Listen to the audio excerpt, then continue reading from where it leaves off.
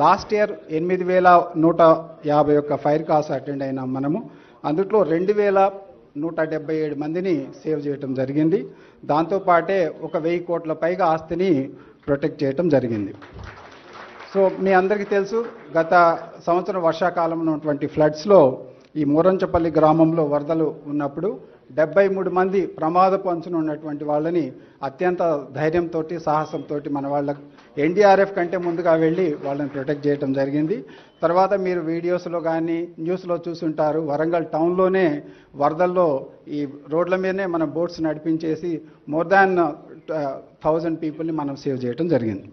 So ఈ విధంగా మంటల్లో చిక్కుకున్న బిల్డింగ్ అయినా కానీ, వరదల్లో భయానకమైనటువంటి పరిస్థితి ఉన్నా కానీ మన ఫైర్ డిపార్ట్మెంట్ సిబ్బంది ప్రాణాలొడ్డి అక్కడ ఉన్నటువంటి ప్రజల్ని రక్షించేదానికి ఎలవేళ వాళ్ళు ప్రయత్నం చేస్తుంటారు.